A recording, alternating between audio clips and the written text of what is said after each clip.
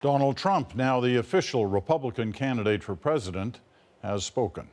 Boy, has he ever. Over and over tonight, he whipped the crowd at the party convention in Cleveland into a frenzy. They loved it, but did it strike the right note for general election voters?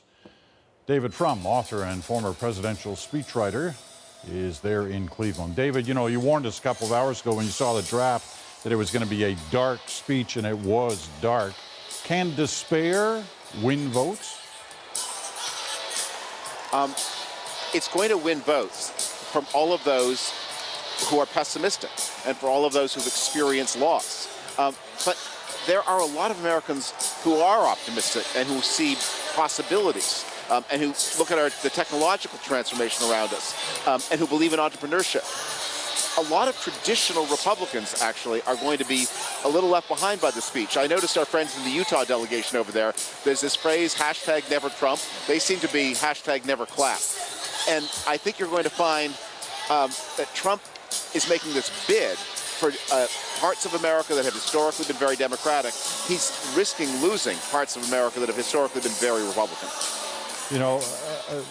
Put the tone aside for a moment. A lot of people were looking to this speech tonight to try and get a sense of detail about what this guy would bring. He's made a lot of promises, a lot of commitments about what he was going to do. He spoke for over an hour. Did we hear things tonight about what he would do, how he'd do it, that we haven't heard before? Well, we heard from his daughter Ivanka, who introduced him that he was going to do a child care program, and that's absolutely new and with no details. But what he did tell you were what his priorities are, that the priorities are going to be immigration enforcement, a protectionist turn in trade, and some kind of weird amalgam of a ferocious approach to terrorism while withdrawing from alliances abroad. I don't know how that's going to work. But we talked before about the comparison to Nixon in '68. It's worth looking back at Nixon's speech and see how programmatic that was and how much Nixon had to say about the future. Trump has a lot to say about what won't happen, less about what will. Well, that comparison is an interesting one because, the Trump people had said they'd look back at that speech, saw it as a guiding light to what they were going to do tonight. But as you point out, that was a speech. While it painted a stark reality of what was happening in the States at that time, it did have hope. This one didn't seem to have hope. Right, they should have...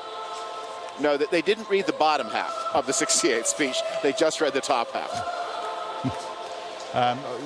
Go back to, in terms of what was said tonight, because in broad strokes, there was a sense of some new areas that he's talking about, but still in detail. I mean, whether it's creating jobs or defeating ISIS, all these promises he's making, there doesn't seem to be detail on how he'd do it. Right, well, that's actually sort of a secret sauce of this appeal. Because remember how much at variance he is with the Republican Party, especially the institutional and congressional Republican Party. So one of the reasons that people like the leader in the House and the leader in the Senate have made their unhappy peace with Donald Trump is that they are counting on him deferring a lot to the congressional leadership on their agenda. And so when he is vague about what exactly he's going to do, he dangles a hope in front of Paul Ryan and Leader McConnell that, hey, you guys are really going to be running much of the country. I have two priorities, the rest is up to you.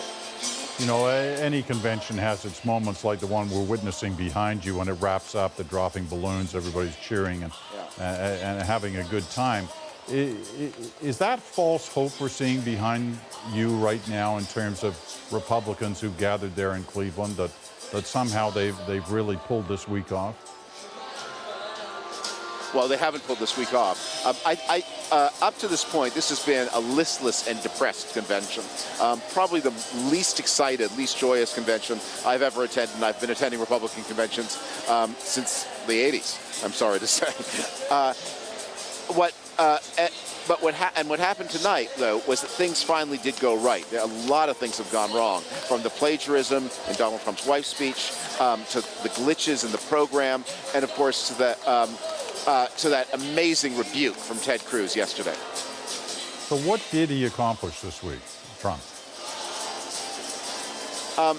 what he accomplished tonight, this week, he didn't do himself a lot of favors, but tonight what he did was he made a clear value proposition to the voters he wants to reach. He said, if you're part of that America that is worried about the future, that is nostalgic about the past, I will turn back the clock for you. I'll bring back manufacturing jobs, and I'll close the borders, and I'll be tough on trade. Those things that you want, I'll do. And he also ratified, if you get your information from local TV, which is, if it bleeds, it leads. If you watch local TV, as a lot of older Americans do, as your primary information source, you would think the country is just awash in crime. A lot of the things that Donald Trump said tonight, which is not true. It's not true that the trade deficit is $800 billion. It's about half that. Nor is it true that the country is unsafe. But it is true that there has been a little uptick, but a noticeable uptick in violent crime in the past 2 years. And that may have to do with the police drawing back after Ferguson.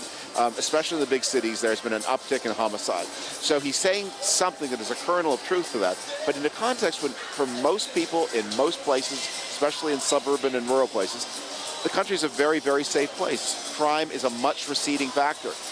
That's going to be a kind of challenging proposition. He's asking people to believe that what they see on local news is more true than what they experience for themselves. All right. Got to leave it at that, David. Always good to talk to you. Appreciate your analysis throughout this week.